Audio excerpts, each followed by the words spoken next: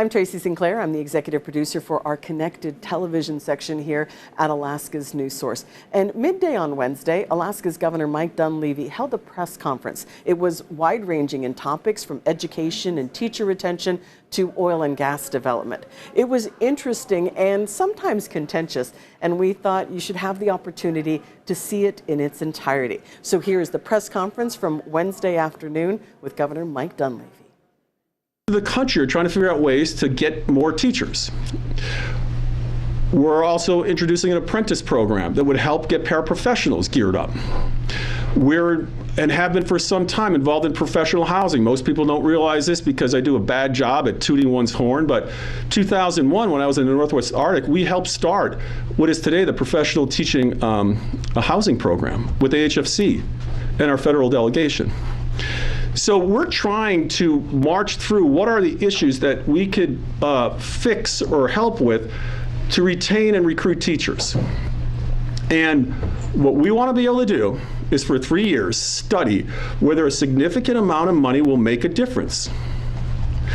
What I find fascinating, and again I applaud the legislature, but what I find fascinating, and I'm going to be blunt, is the so-called supporters and acolytes of, for example, NEA, who I thought forever, and I was part of NEA at one time, I was part of the School Boards Association at one time, I was part of the Superintendents Association one time. What I'm hearing now just makes no sense to me. Because what we argued for all the time was resources in the classroom. Got to keep the teachers, got to have great teachers, got to grow our own teachers. And what I'm hearing now is part of the argument is, well, maybe not this way. Put it all in the BSA. That'll do it. Have we ever tried putting it all in the BSA in the past? Yes. Yes. So we think it's time to do something different and answer some questions. Let me move to our charter schools for a moment. Those are schools supposedly for elite kids in Alaska. You have to be a very wealthy person to send your kid to a charter school. You guys saw the press, you saw the committee meeting hearings with the folks from Harvard that did this study. They didn't say that. They said the opposite. As a matter of fact, our charter schools are actually doing better because of kids that aren't white. This is what the research says. Nice. Anyway, we'll get into the energy issues later in a different press conference. Okay, the lights will remain on though. Anyway, and so this is not a game. This is not a political game. This is not something Dunleavy's doing for re-election. This stuff should have been done years ago. Like a lot of stuff should have been done years ago in the state of Alaska. When I talk about cranes or I talk about opportunities, this stuff should have been done. So unbeknownst to a lot of folks, because this is the first study that was ever done on charter schools that measures outputs through the NAEP scores, lo and behold, we're tops in the nation. You would think you would hear parade music and people dancing in the streets. But in some sectors, this has caused a problem because it doesn't fit the narrative. How could this be? How could Alaska be performing well? This is going to screw things up because we have our usual approach to education in Juneau. Don't do much about it until the last couple weeks. Turn up the heat, declare it a disaster if a large sum of money is not deposited somewhere. And then once that happens, everything goes back to normal. Things are good now. Well, things aren't good. That would be a lie. What people don't want to talk about is part of the funding issue is we're losing student population. I talk about that all the time. The world is losing population. Some people are celebrating that. They think it's probably the best thing in the world to eventually give this whole piece of ground called the world back to the birds and the bees. A lot of us don't think that's probably the best for civilization and humankind. But we need more people. We need more kids. We need better performance. We need great energy policy. We need to get to say yes. And I got to tell you, for the life of me, I am stunned at this idea that you have the best performing charter schools in the world. I got to tell you, any moment I'll be called to go talk somewhere nationally about our charter schools. But here in the state, many, not all, but many that are vocal and are part of the educational establishment, they're trying to figure out what part of the Jenga gang they can pull out so the whole educational reform package falls apart. Because in the end, I can guarantee you this. If I stood at this microphone today and just said, we're going to shove in with a D9 tons of money into the BSA, and that's it, I'd be lauded as a hero. But I didn't run on that ticket. I didn't knock on people's doors and say, hey, this is Governor Dunleavy, I'm running for governor. I want to give a ton of money to the educational establishment, and we're not going to worry about your kid. They'll be fine. I didn't do that. The other thing I find interesting is I would challenge somebody to find a previous governor in the state of Alaska that has had more educational experience than I. I mean, that's a fact. Yet, in some quarters, that's a problem. Why? Because I know education. I know it inside out. And I can tell you this, and I would bet my retirement,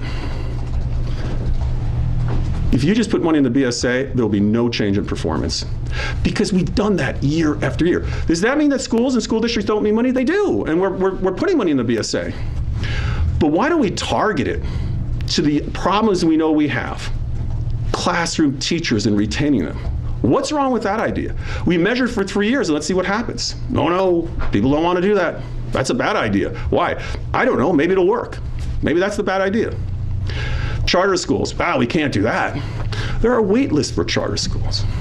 This idea that people are speaking on behalf of the parents, the teachers, and the kids of charter schools that aren't part of charter schools, that charter schools somehow are negative, that's insane. So I just want to start off with this, just to make myself clear to the people of Alaska. Not a lot of activity out there. We know we have performance issues in our neighborhood schools. It's not the teacher's fault. That's not the kid's fault. These schools have become politicized over the decades. It's a fact. But when you get people that want to coalesce around a mission in a charter school, and they want to get their kids to that charter school, and those teachers want to work in that charter school, amazing things have happened. Why don't we want to replicate it? All right, Jeff. Okay, we'll start with questions here in the room. We'll start with James Brooks with the last one. Sure.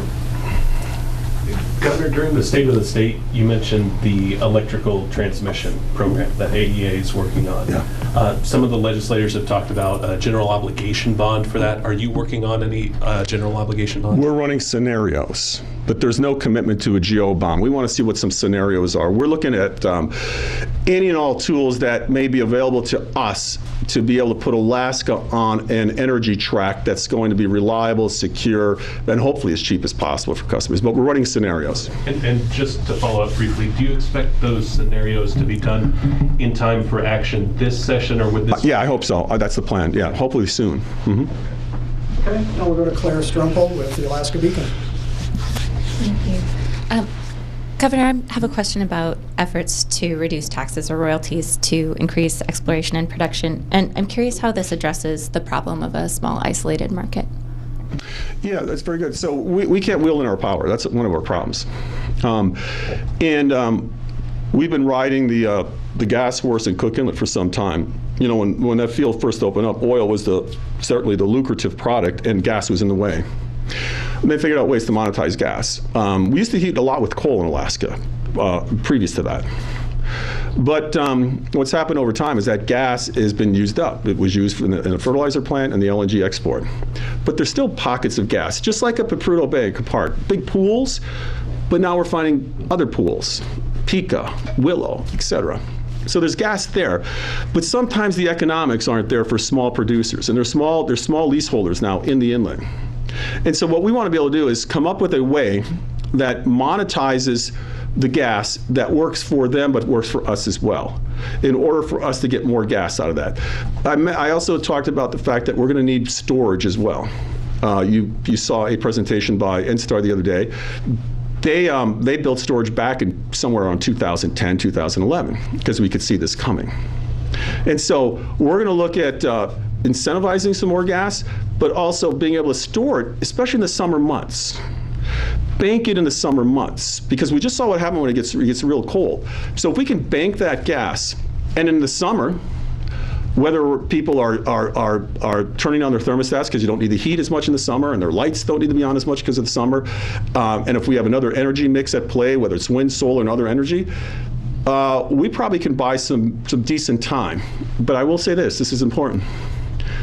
This is another discussion that's been going on for decades. And we've got to make some decisions.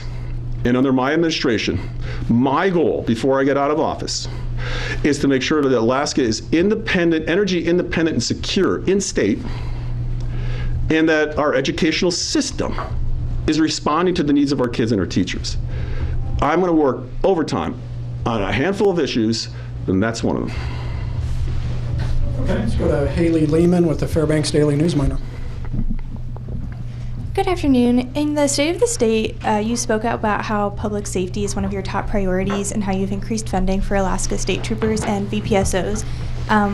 And Commissioner Cockrell spoke the other day in a committee meeting about how there are a lot of resources dedicated to urban centers like the Mat-Su and not as many resources dedicated to rural areas. With this, while there has been increased funding to Department of Public Safety, there are still many vacancies with troopers and VPSOs. I was wondering if you have ideas for solutions to increase public safety in these rural areas that folks have expressed concerns about? Good question. Can you grab me a glass of water? We have increased professional housing in rural Alaska to house troopers and work with communities on VPSO accommodations as well. We're going to continue to do that. We have increased salaries for troopers, signing bonuses for troopers. We've put more money into VPSOs. We're creating more positions for VPSOs. We're the first ones to put in an actual coordinator in DPS for VPSOs because it's that important. Yeah, thanks. We will continue to put resources in. If you look at my budgeting over the last several years, that budget has grown dramatically. There's a reason for that. We needed to do it. Public safety is job one for any state. And we've got, historically, some pretty significant crime rate issues. The result of this is our crime rates generally are on a downward trend. Sexual assault, which is, I consider one of the main banes of the state of Alaska. I mean, it's been a problem forever.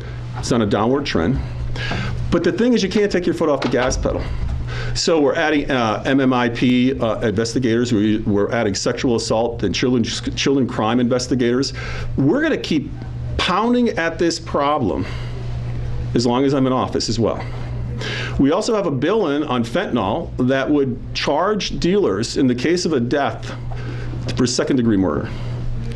Now, there's some countries that execute dealers, and obviously we're not proposing that. But I only bring that up because you got to be able to interdict these drugs as well, which are causing problems, not just in urban Alaska, but rural Alaska. So you're going to see significant resources continue to go in rural Alaska and in some of our urban areas. But we've done a lot of things right now for rural Alaska, and we're going to continue to do that on the public safety issue. Okay, and let's go to Eric Stone with Alaska Public Media. Hey there. So what do you think of you talked a lot about recruitment and retention of teachers and how that's a big problem. What do you think of the pension bill that passed the Senate? Folks are saying that might be a good recruitment and retention tool. That's not what we're picking up on in various discussions, but also pieces of research that younger folks, I'm a tier one, full disclaimer, I'm a tier one retiree. I was a teacher. But younger folks appear to be less interested in that. I'm sure somebody will trot out research that shows there's some younger folks that are interested in it.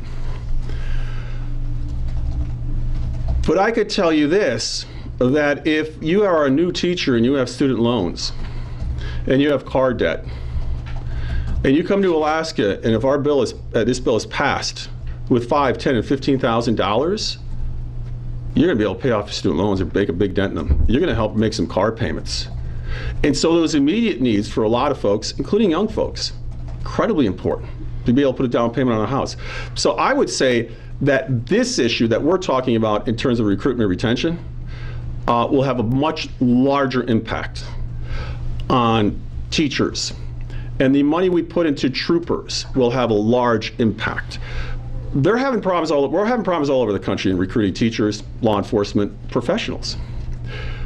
But we're approaching this because we believe it will work. But we're also saying, going back to teachers for a moment, we're also saying that let's research it. I'm going to challenge you guys. It's not a gauntlet across the face, but it's a challenge.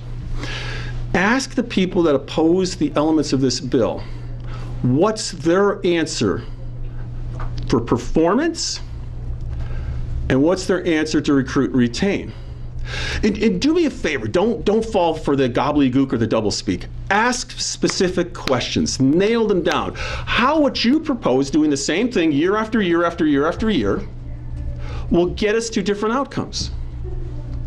Ask them that question. If I can just follow up on the Senate Bill 88 in particular, the pension bill, if it came to your desk as it is right now, as it was passed by the Senate, would you sign it? Would you veto it? And this is not an out. I haven't seen the bill. I haven't looked at it for some time. I know there's competing bills coming out too, but I'll tell you this. We got to also stop being a Make-A-Wish Foundation. Meaning there's a lot of great ideas, but if you don't have the money to be able to do it, you got to allocate your limited resources to the places you think are going to have the best outcome. And that'll be a decision I have to make. So I'll view the bill when it comes up. I'll get briefings from staff and so forth, but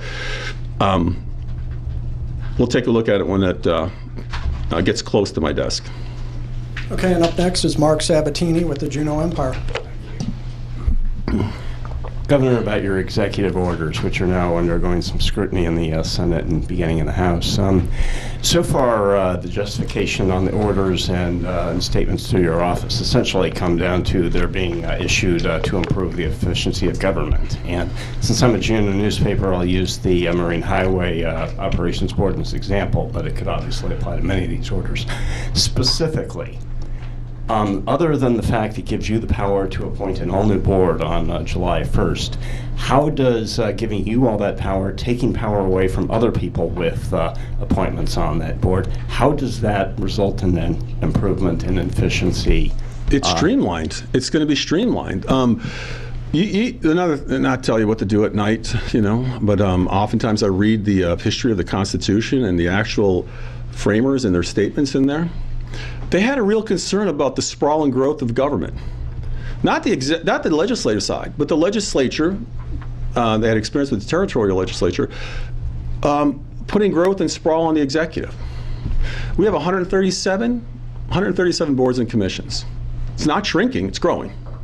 There's 3 branches of government. I'm held responsible. You guys hold me responsible. The voters hold me responsible for the efficient implementation of those functions to maintain operational integrity. That's me.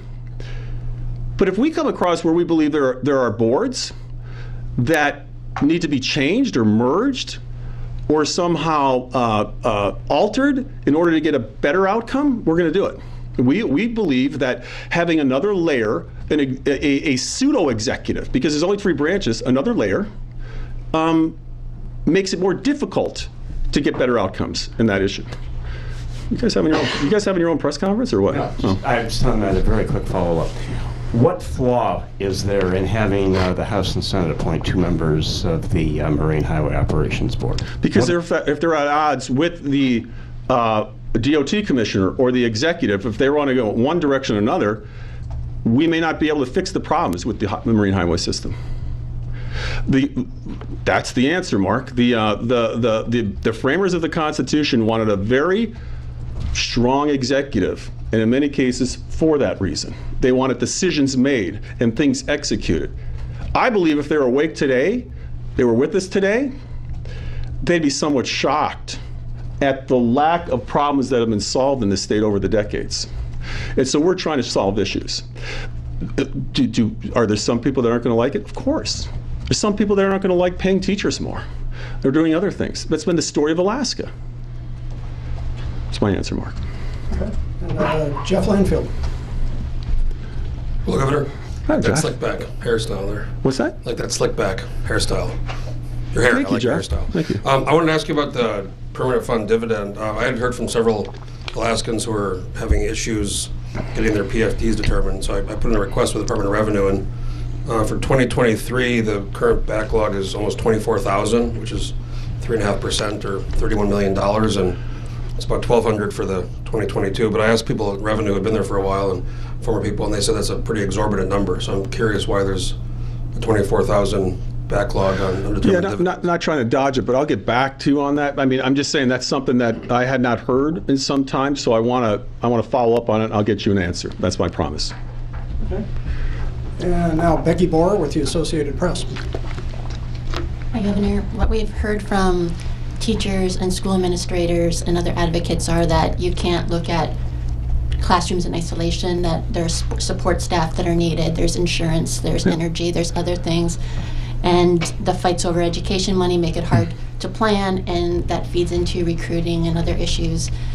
Has there been discussion about a study, an adequacy study, that kind of looks at where Alaska actually wants to be in outcomes and what it's going to cost or what it'll take to There's a whole do bunch that? of studies, and what I can do is talk with the commissioner that can point you to some of them. And keep in mind, we have money in the BSA in our approach. The approach that the House is taking has money in the BSA. So we recognize that custodians have to be paid and that paraprofessionals have to be paid. There's no one saying that they shouldn't be paid and treated well. But the issue for decades has been classroom teachers. That's the issue for decades. And so you've talked to teachers. I've talked to teachers. I've talked to administrators. I talked to board members. And all of that has resulted, and there's been studies. We commissioned a study early on in my administration to really look at what it is that teachers are saying. Dr. Barbara Adams conducted that study. And Dr. Adams is well respected in the state of Alaska. One of the top issues was pay. Well, we want to confirm that through this study. So, again, I gotta be honest with you, but it really amazes me that we may have come up with a possible solution to increase retention and recruitment. And people don't want to hear it. You always have to ask the question, why? You know, you gotta ask why. Why don't they? I think to some degree there's really a fight over who controls the educational establishment in Alaska. Is it the state and its people? Is it their representatives? Or is it NEA Alaska or other groups? I talked about special interests in the state of the state. Everywhere there's special interests. It's just the way it is. It's okay. And consultants and lobbyists and others represent them. That's the way it is. A lot of those folks are great people. But my job is to make sure that every kid has an opportunity to perform well. My job is to fix issues when I'm confronted. What are you going to do, Dunleavy, about the teacher turnover? What are you going to do about the teacher turnover, Dunleavy? How are we going to get more teachers, Dunleavy? Well, this is an approach. Now it's going to, what about the custodians? Got money in the BSA. It's going to help custodians. Let's fix the problems we can. But I'm going to say it again. Just putting more money in the BSA, which we do, is not going to give us different results. Okay. Our next question is from Sean McGuire with the Anchorage Daily News. Hi, Governor. Just turning to energy again. If you see the royalty relief not incentivizing some of these smaller producers to... Say that again, Sean, I'm sorry. If the royalty relief does not lead to more production from these smaller producers, we heard yesterday Representative McKay talking about giving away a giveaway, and I mean, I think the inference there was something like a cashable credits. Is that something you would support to try and get more gas in cooking? I mean, I was up north of us here in Anchorage and the Matsu here last 2 days, so and involved in other things. I didn't hear that. That's news to me. I'd have to find out what he's thinking, to be honest with you. But just in general about cash? What I would say is that we're all trying to figure out ways to get back to a reliable energy system. So I would have to sit down with the representative and actually see what he's thinking, to be honest with you. Okay. Now let's go to Steve Kirsch with Alaska's News Source. Hello, Governor. So my question for you is, Anchorage School District, they've said that they're dealing with a $100 million shortfall. They're tapping into emergency savings.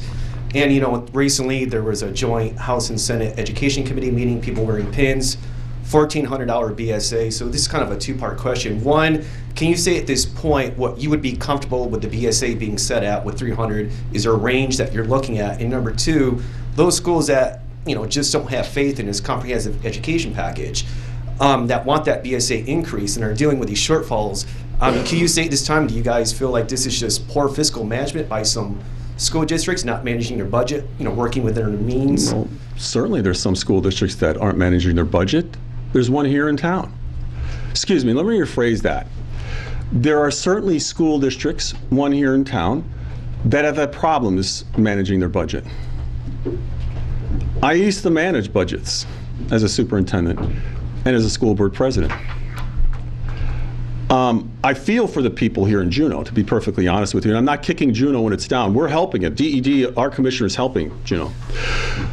You should also ask some questions to my commissioner, who, Dr. Dina Bishop, was the superintendent of Anchorage. She kind of has an idea where there's money, or could be money, and she kind of has an idea of how there's budgeting. So for example, in some school districts, you have PCNs, positions, that are funded, that you never really fill, and you use that money for other parts of your program. But in a budgeting spreadsheet, it would look like that money is dedicated to that position. Now, I'm not indicating that there's anything illegal going on.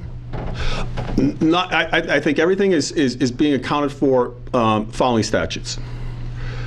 But if Anchorage is, and I'll throw this out there, if Anchorage is having a hard time accounting, let us know and we'll come in and help you with it. We'll help Anchorage if they can't do it the right way, or they're having a hard time with it. We'll help them. We'll help them. They want the help that a lot of school districts want, is just the BSA, and that's like some type of salve or poultice. You put it on a wound and it makes it better. I don't know what it really means. But we'll partner with you, Anchorage, and we'll go in and we'll help you understand the books, and we can all be on the same page. It's interesting, if you go to get a house loan for a home, you can't just walk into a bank and say, I want $1 million. Yeah, but no, don't ask any questions. Just give me the $1 million. I mean, I can win a pin, or I can wear a pin too that says, give me $1 million for my house. You have a fiduciary responsibility to make sure that money is being spent the right way. We have a fiduciary responsibility to help people if there's a problem. So I would suggest people open up their books, let DED go in and help them out. And then we can see where they need targeted assistance. There's no doubt with inflation on energy and a whole host of things, school districts need targeted assistance. But why, when you look at the spreadsheets, are there some school districts that seem to be in balance or okay and others that don't? One thing that also has to be discussed, and it's just the reality, and we mentioned earlier, your student population is dropping because people aren't having they're not having kids like we used to. Well, that's going to continue. So as that continues, and you're asking for more in the BSA, at what point do you start to say, we got to do things differently? And that's where the discussion is at. Okay, let's go to the teleconference line. We'll take our first question from Iris Samuels with the Anchorage Daily News. Iris, your question, please. Hi, Governor. Can you hear me? Yes. All right. I have two questions related to education. And the first is, I'm wondering what you see as a necessary component in an education package to gain your support. And then my other question is specifically about the teacher bonus proposal. A legislative attorney has said that that could raise some legal challenges potentially under the state constitution because it treats teachers differently based on geographic location, and it could also interfere with the bargaining power of educator unions. So I'm just wondering if that's a cause of concern for you. No, it's not. What was the other part of the question? What's the must-have items? Oh, I'm sorry. Thanks, Sean. The must-have items are, we're going to support things that work well, like charter schools, and make them more available to parents and students and teachers that want to be part of a charter school process, and not to limit them and shut them down or somehow make it difficult for that to happen. Why would we not want to invest in things that are really working? I want to answer the question on teacher recruitment and retention. You can go back 50 years, and there's been studies and discussions and news articles on retention and recruitment in Alaska. We have our challenges. especially in our remote communities. Not a lot of infrastructure. Climate, weather, travel, you name it. We currently pay workers in the executive, troopers and others, more money to go to hard-to-fill areas. So this practice is somewhat used in the private sector. Sometimes people get paid more because they're being compensated for job issues or location, etc. We want to get to a point where some of our small remote school districts aren't having to scramble every year to replace people. That there's people knocking on the doors to go there. When that happens, you end your recruitment and retention issues. Let's find out. I think it's going to work. I don't really know what those that oppose this, I'm not really sure what they're afraid of. That it might work? Let's find out. Okay, and our next question on the teleconference line is from Jazz Garrett with KINY. Jazz, your question, please. Hi, Governor. Can you hear me? Yes. Yes. So I think I heard you say earlier that you would provide an update on this later on, but I was interested in the state's response to addressing food stamp backlog in light of a lawsuit being pushed forward. You want to touch on that? Sure. You want to repeat the question? No, I heard it. For the record, I'm Tyson Gallagher, Chief of Staff to Governor Dunleavy. I spoke with you all during the budget rollout. Just to give an update on that information, as projected back in December, our current backlog is about 4,000 applications, and as we stated then, we're projected to be out of that backlog by the end of February. So we're continuing to move on course. We've requested those resources from the legislature. Appreciate their support, but we should be out of that backlog by the end of February. Okay, Governor, we have a online question from Margie Bauman at the Cordova Times. Why all this emphasis on millions of dollars and more funds for charter and homeschooling, while public schools, who serve over 90% of the children in Alaska, are having to cut back on programs and teacher-student levels? This does not seem to make sense for public schools. Yeah, thanks, Margie. These are all public schools. You know, you don't have to agree with me, but I'm just letting you all know. They're all public schools. Our charter schools are public schools with public school students, with public school teachers with certificates, trying to achieve a public educational outcome. Our home schools, there are private homeschoolers not associated with the state, lots of those folks, but your public home schools are public schools. I keep hearing this, it's an error, this erroneous thing that charters and homeschools are not public. So I think what Margie's trying to say is neighborhood schools is what sometimes we refer to them as, your traditional schools. Not everybody can do well in a traditional school. I ran the Matsu Central School for a while. I can sit here for hours and tell you the specific cases as to why a parent brought their kids to that program. The young lady that was rear-ended on the road and was severely disabled as a result of that. Mother looks at me and says, I can't bring her, it's not going to work for us to bring her to the neighborhood school. The kid that was traumatized by other students will not go to school, but needs to be educated. The parent that works periodically throughout the world needs to bring their kids with them. That's number one. Number two, we're not forcing charter schools on people. They're banging on the doors for more charter schools. The parents are. The kids are. And in many cases, teachers that want to teach there are. Why wouldn't we want to support that, especially if the outcomes show that we're doing well?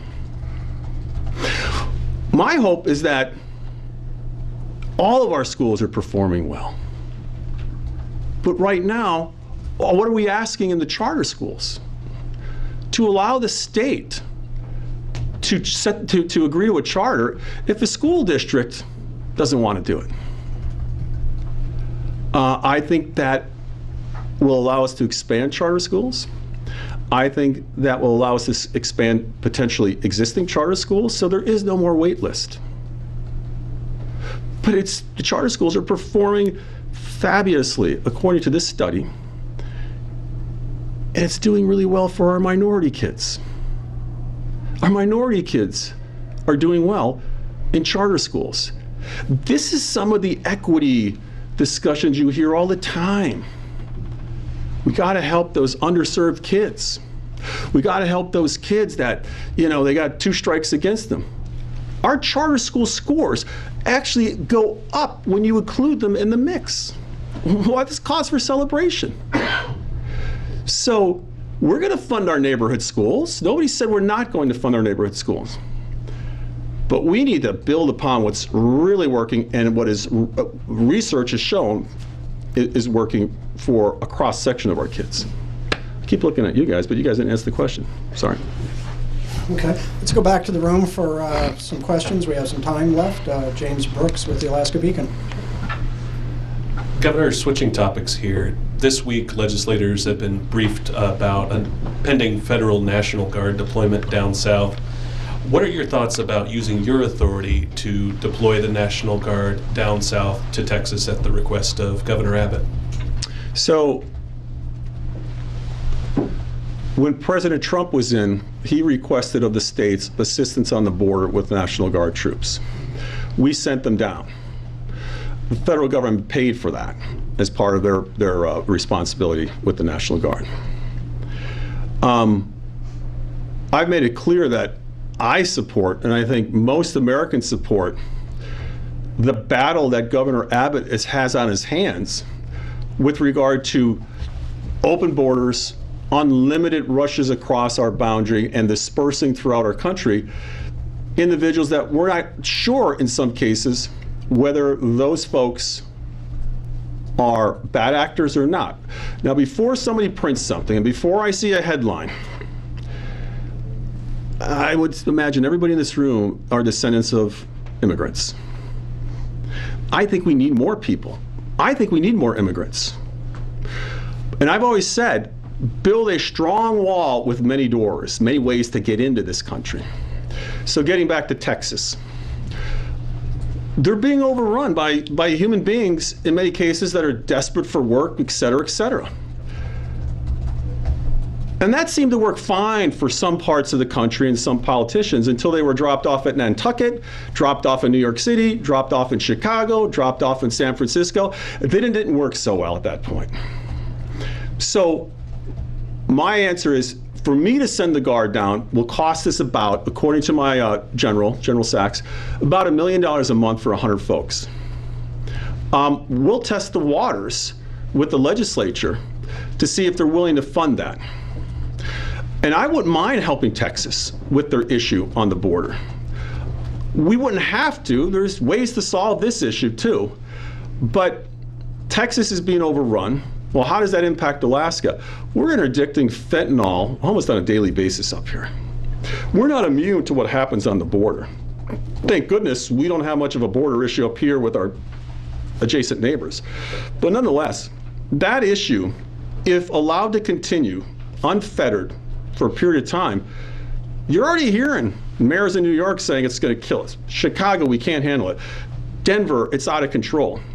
And so we need to get a handle on the border. I'll get a read on the legislature if they want to help appropriate money for that. But I don't think it's a bad thing. I think it's a good thing. And I also there is some nonsense, and James, it's not coming from you.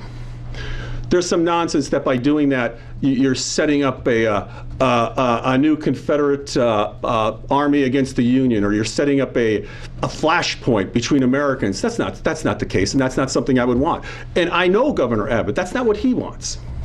So I'll have discussions, and I'll survey and talk with leaders if they want to help out.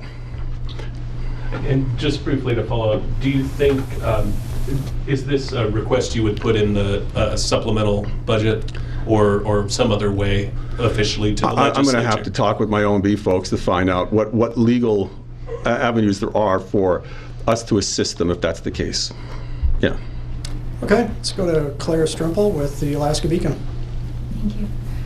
We've talked about the outstanding performance in charter schools and how neighborhood schools results aren't anywhere near. No, that's not, let me clarify. I don't mean to interrupt you. We have a number of neighborhood schools in which they're performing well. We're talking about system-wide, but go ahead. Yes, system-wide, neighborhood schools are not performing as well. Has there been research to discover the reasons for that disparity? And Yeah, are there efforts to close in that some gap? cases, the research will point to turnover, constant turnover of teachers. Inability to hire. We're hiring folks from overseas now in J-1 visas from the Philippines and other countries to fill in spots. Yeah, that's a big part of it. If you have constant churn or you can't fill a position till December when they're supposed to be there in August, that's a problem. So there is research. I think she's got to follow up. Jeff. You ran too fast. Jeff and Jeff working together. Make note of that. And do you have a sense of why that's not the case in charter schools? If it's not I think I the do. case. Okay. So charter schools,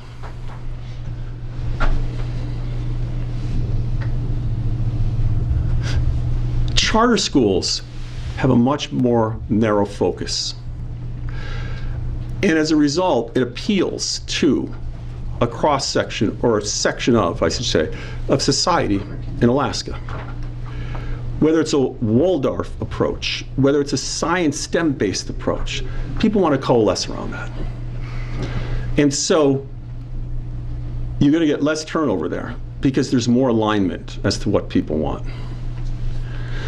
There used to be a time in this country where even your neighborhood schools were focused on reading, writing, and math.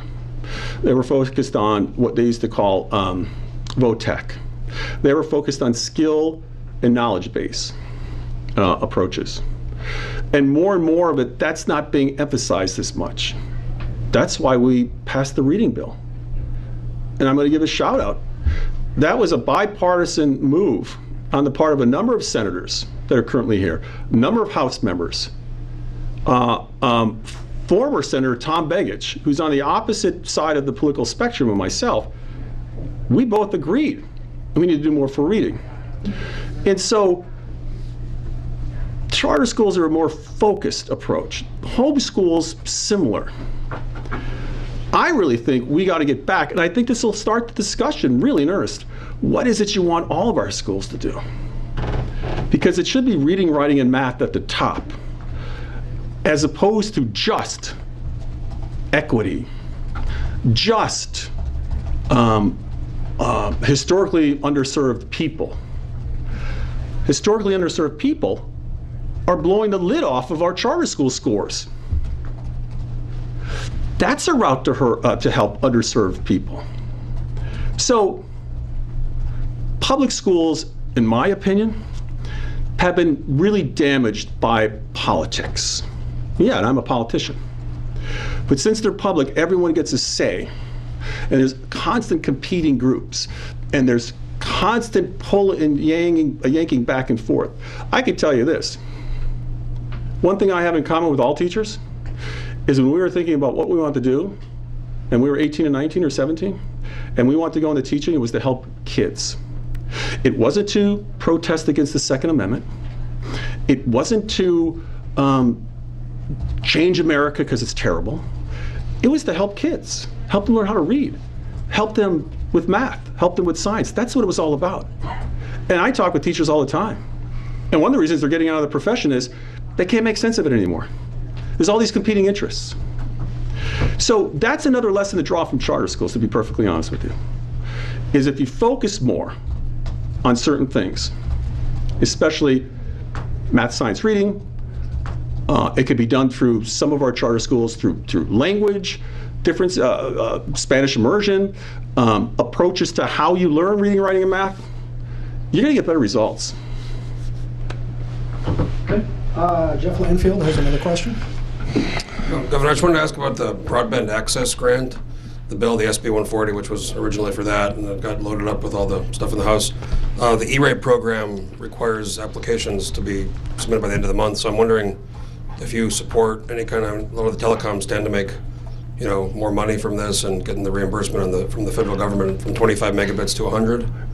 You said something I couldn't understand. Go to stand or go to support? What'd you say? Do you support a standalone bill by the end of February to get the E-rate or the broadband access increase from 25 to it? I'm just curious because GCI was pretty supportive of your campaign, and a couple of your staffers here used to work for GCI, so I'm just curious if, I know they've been lobbying for that, and that means quite a bit to them, from 25 megabits let's to address the 100. inference. Let's address the inference that if somebody's supportive of my campaign, therefore I have to do something on their behalf. How does you have to? I'm just saying they No, were I understand that. No, but I'm saying that'll be the inference that the viewers will draw. So I have to address it. People that run for office get a lot of donations for a lot of reasons. But I think 99.99% of all folks that support or donate understand that when you're in office, you've got to legislate and govern on behalf of all Alaskans, not just one group or one outfit or one whatever. And I think that's clear to me. And so, answering, going back to the heart of the question, you'll never get educational reform in this state. We've seen it. Unless you come up with some multi-approach like we're doing with this bill. And why do I say that? Because Alaska's not a far exclusive Republican state in the legislature. It's not exclusively Democrat. It's in the middle. And so there are going to be some folks that can stop this from happening or stop that from happening unless we get in the bill the parts and especially the reforms and the money to run the schools. And so I would say that we got people working earnestly. And one of the reasons I was excited to come down here today is because I think we're getting close to a package that will work. I'm not going to say any more than that at this point, but I think the idea of splitting things off is maybe a little premature. And so I think we're gonna know something here in the next the next couple days, to be honest with you. Okay, we have a few minutes left. We'll try and squeeze in a few more questions. Let's go to Haley Lehman with the Fairbanks Daily News Miner. Hi, Governor. You've said today that the world is losing population, and you've previously said that you're unapologetically pro-life. I was wondering if you have any plans to introduce pro-life related legislation this session? If I thought it had a chance, I would. I mean, I make no mistake about that. I don't hide from that at all. I would. But I don't think there's a chance of something like that passing. Some people may not agree with that and say you should, keep working it. I am pro-life. What does that mean? We all know it's a difficult decision, but we are in a population decline. The entire world is starting to severely. It's peaking out. So what does that mean? What's the future look like? I mean, I don't want to stand here and, talk about our wax and wane on AI and robots and you don't need people, et cetera, et cetera, et cetera. It's kind of crazy. But we got to the point where we are in this civilization, and this is really important, because we've had so many people. And in that pool of so many people, you were able to get unbelievable ideas and solutions that built this civilization. It was people that took us to the moon. It's people that understand the universe. It's people that are solving cancer. It's people that are doing heart transplants. The more people you have, the more opportunity we have to solve problems. So some people are pro-life for religious reasons. Some people are pro-life because of the economic reasons. Some people are atheists and are pro-life because they just think people have a right to be here. But I'll continue to work with people, and when there's opportunities to bring as many people into this world, that's what I believe in. I hope that answered your question. Okay. Eric Stone with Alaska Public Media. Thank you very much. So you talked about the bonus proposal as a study, as sort of a pilot program to see if it works. And of course, in the report from the Governor's Council on Teacher Retention and Recruitment, of course, salary benefits were near the top there, or at the top. And that was input from teachers. And so I'm curious, if we're facing this same issue a year from now, and the bonus proposal is passed, and it hasn't made a difference, what then? What are some other ideas to improve recruitment and retention? If there's not agreement to allow the study to take place to see if it actually works, you're going to see more of this.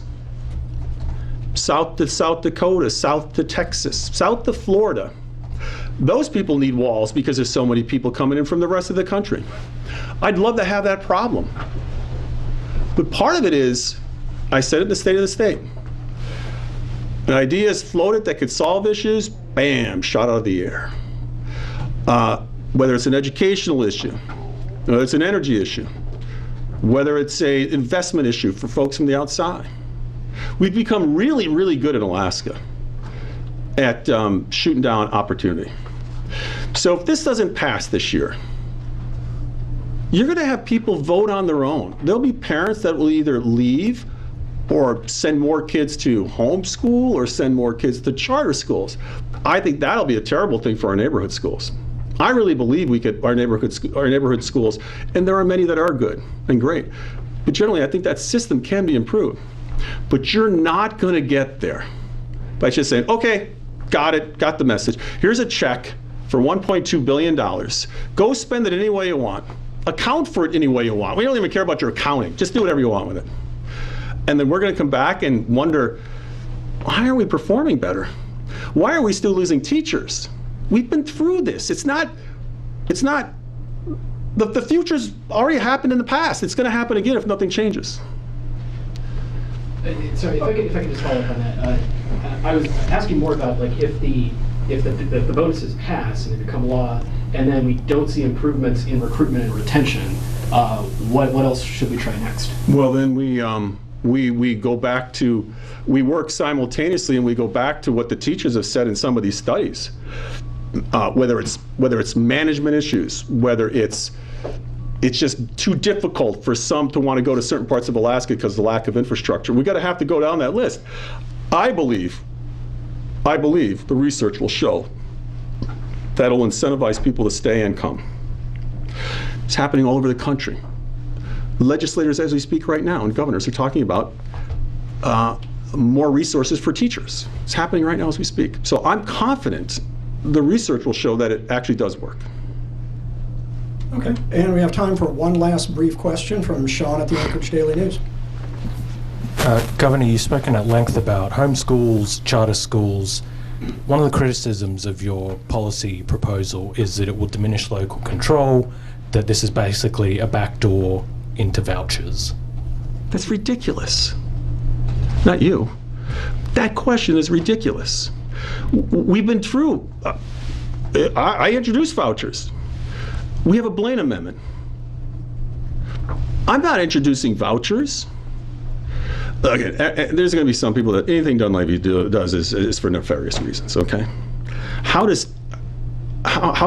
high-performing, look, it'd be one thing if the charter schools were performing poorly, and I was like, we got to put more money into those guys. They're performing better than any charter school system in the entire country, the United States of America. Not in my imagination, not a figment of something. Researchers from Harvard. What are they afraid of? They're coming up with they're concocting as many boogeymen as they possibly can get. So it'll take away from local control because they can't go back to that it's going to fail people that are underserved and people of color. That was just demonstrated. That's BS. So they're going to we gotta get together, guys. We gotta think of other ways to stop this from happening. The idea of vouchers is not going to get any support from this legislature. I would hope a research study on pay and celebrating and supporting charter schools and homeschools would. But guys, look at this place is like a petri dish of sometimes bizarre conspiracy theories. I mean, come on, okay? Why don't you just ask these people, why wouldn't you support charter schools that are performing well? Why wouldn't you support schools that demonstrate that Native Alaskans are doing well in that system? Why wouldn't you do that? You know, we have a program called ANSEP, right? Oh, ANSEP, you know, serving underserved Native kids. My daughter was in that, she's an engineer. A lot of kids from rural Alaska would have never thought or dreamed they could do something until the environment and the opportunity was created. Because a lot of them believe they couldn't. And a lot of people believe they can't. because they're hearing a lot of silly stuff. And I just refuse. I hear it all the time. Dunleavy's doing this, Dunleavy's doing that, Dunleavy's doing that. Obviously, not enough people believe that, or I wouldn't be standing here in front of you. One of the other two guys would be. Their campaign promises didn't pan out in terms of a vote. So, Sean, you're going to hear a lot of weird things here if you haven't already. And it's going to get weirder. But all I'm asking you guys to do is really say, whoa, wait a second. Why wouldn't you support something that's working for kids, especially kids that are of color or underserved? Why wouldn't you? Well, Dunleavy's trying to do it. Well, forget that for a moment. Why wouldn't you support something? Ask them the question. Ask them the question why they don't want to find out if significant amounts of money in the hands of teachers will change or doesn't change that outcome. Why wouldn't you want to find out? Or is it okay just to do exactly what we've been doing? Let's do exactly what we've been doing. You know why? Because nothing will change. Just give me the check. Everything will be fine. If we believe that, look, if there was a fight to get charter schools in this state to begin with years ago, it'll destroy everything. Homeschool, holy mackerel. I remember that in the 1990s. I remember going to one of my associations, the School Board Association, which I was a member of. We got to stop this. Why? Well, because we'll lose kids. Well, why would you lose kids? They didn't even say to themselves, well, maybe because we could do a better job in keeping our kids there. Like, I'm not going to ask you guys a personal question here. Some of you may or may not have kids. I held a kid, so I know one's gone. Your world is going to look very different now. And you are going to make decisions, and your wife is going to make decisions that you never thought you would be talking about, because your kid is the most important thing to you. And if you don't do that, as to where they're going to go to school, how they're going to be schooled, and we don't know what life is going to bring. But you're going to try and find the best environment for that child to succeed in. That's all that parents want. Why are we trying to kill it? No vouchers, but go ahead. The districts, though, districts are concerned that a board you appoint solely will be able to authorise charter schools, and then districts will be compelled to run them or pay for them. No, in regulation, all that stuff will be worked out. We're not going to stick at the school districts. We understand that these things cost money. Okay, they got upset with the reading bill. They wanted to stop a reading approach. You're supposed, that's the fundamental thing in doing a school is to learn how to read. Oh, no, we don't need it. Yeah, if you look at the scores, we need it. We don't have to focus on it. Yeah, you kind of do. Ask Senator Begich that. He didn't believe that. He believed what I believed, that all kids can learn if given the right environment. That's our moral imperative, not voucher boogeymans. I got a meeting here in 30 seconds. We'll do this more often, okay? Thank you, Governor. Thank you.